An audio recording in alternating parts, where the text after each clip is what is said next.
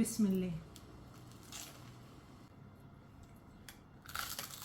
الفكرة دي مش هتلاقيها عند حد غير عندي بأقل كمية لحمة هتعملي كمية. اتحدى اي حد يعمل لك الطريقة دي.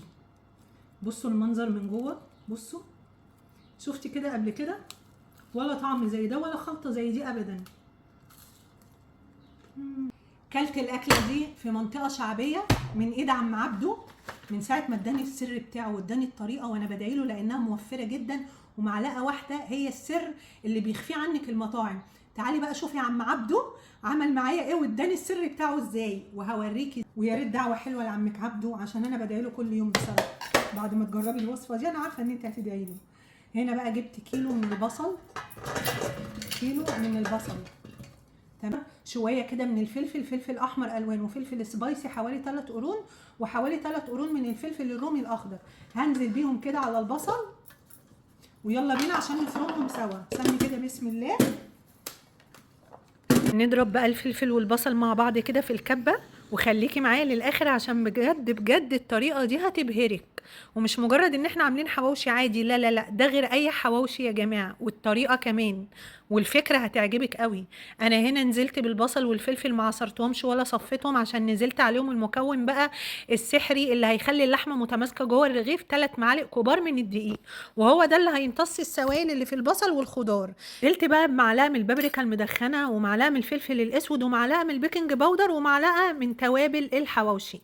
وهعجن كده. في مكون كنت هنساه يا جماعه، صحصحوا معايا كده، الملح. حطيت معلقه من الملح. هعجن كده كل المكونات مع بعض، ودي احلى طريقه واحلى عجينه بجد للحواوشي، طعم وقوام. جبت بقى عيش بلدي طازه فريش، وهو ده اللي بيبقى احلى حاجه للحواوشي.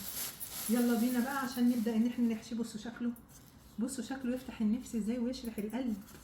يلا بينا يلا بينا بقى حبايبي، نسمي بسم الله ونبدا نحشي الحواوشي. انا هحشيه بكذا طريقه وبكذا فكره، والفكره اللي تناسبك اعمليها، والموفره عليكي والسهله بالنسبه لك. طبعا هتستغربوا ان انا باكل حواوشي ودهون. حبايبي في مشروب انا بعمله بعد الاكل الدسم ده، بيبقى ولا اكني كلت اي حاجه، وبينزل الوزن ورهيب. المشروب ده ما بستغناش عنه بعد الاكله الدسمه، ويوم الفري بشربه تحفه. لو عايزينه اكتبوا لي مشروب في الكومنتات وعينيا. عملت اول فكره معاكم، حشيت الحواوشي بطريقه عاديه. دي تاني فكره بقى، عشان لو اولادك بيهدروا الرغيف، وفي حد من الولاد صغير ما بياكلش الرغيف كله، فانت بتقسمي الرغيف 2، بناخد الظهر بنحط عليه كده قطعه وبنلفها رول. دي برضو فكره حلوه قوي تمام. وبناخد وش الرغيف برضو بنحط عليه قطعه من اللحمه، وبنعمل نفس الكلام عشان لو في حد مش هياكل الرغيف كله سواء من الولاد او عندكم، هتبقى حلوه جدا ومناسبه. وهوريهولك بكذا طريقه للتسويه، مش طريقه واحده، هسويهولك بكذا طريقه. دي اول بقى ايه، دي تاني فكره كده للايه، لحشوه الحواوشي. دي تالت فكره بقى، دي تالت فكره، وهعمل لكم طريقه ليها للتسويه برضو تانية خالص. اهو هناخد بقى كوره كده من اللحمه. ما تنسوش تدعموني باللايك بس لو وصلتوا لغايه هنا، عشان يجيلكم اشعارات بالفيديوهات كل يوم، وما تدوروش عليا، اهم حاجه. عشان في ناس بتقولي الفيديوهات مش بتوصل لنا. اعملوا لايك حبايبي للفيديو، وممكن تخرجي من الصفحه تعملي الغاء متابعه وترجعي تتابعي تاني، يعني تدوسي متابعه تاني، هيوصلك الفيديوهات كل يوم على طول واول باول. هنا بقى زي ما انتم شايفين بفرد قطعه اللحمه على الرغيف، وهسيبها زي ما هي عشان هسويها بطريقه تانية زي ما قلت لكم. وهنا بكمل حشو العيش بقى، علشان خاطر ايه، نخلص كده الكميه كلها. ما شاء الله كيلو اللحمه عمل معايا كميه كبيره جدا، يعني بجد هيوفر معاكي. غير الطريقه بقى دي هتعتمديها ومش هتعملي غيرها ان شاء الله. يلا بينا بقى نبدا نسوي اول مره، اول تسويه. جبت هنا الصاج، حطيت شويه كده من الزيت، حوالي معلقتين كبار، دهنت الصاج كويس. وبجيب بقى الحواوشي بتاعي برصه كده في قلب الصاج. وطبعا انا مشغله الفرن من قبلها ب10 دقايق، الرف اللي في النص درجه حراره 180. هاخد كده بقى على كل رغيف دهنه خفيفه كده من الزيت. تقدري تحطي زيت زيتون لو انت ما بتحبيش الزيوت التانية عشان تعملي دايت او كده يعني، بس كده كده ده حواوشي فما فيهاش دايت، لان اللحمه فيها دسم. نسيت اقول لكم ان اللحمه مش حمرا صافي، يعني كيلو لحمه عليه حوالي ربع كيلو دهن تمام، او ليا. هنا طبعا في حد من الولاد من ورا الكاميرا قال لي حطي لي جبنه موتزاريلا، فانا بقى الرغيف ده حشيته بالجبنه الموتزاريلا ودهنت كده. ويلا بينا بقى على الفرن عشان نسوي ونشوف الطريقه التانية للتسويه بتاعه الايه، الحواوشي التاني. هنا بقى الرولات هسويها مع الصينيه في قلب الفرن عادي جدا، بدهنها دهنه زيت خفيفه وهتدخل الفرن وهتستوي من جوه، وهوريها لك في اخر الفيديو. اما بقى طريقه التسويه دي في الطاسه على البوتاجاز، لو انت مش عايزه تعملي في الفرن، بنحط معلقه زيت في طاسه تكون ما بتلزقش غير لاصقه. وهنا بقى زي ما انتم شايفين بقلب الحواوشي اول ما بياخد لون جوه الفرن. ويلا نكمل التسويه بتاعت ايه الحواوشي ده.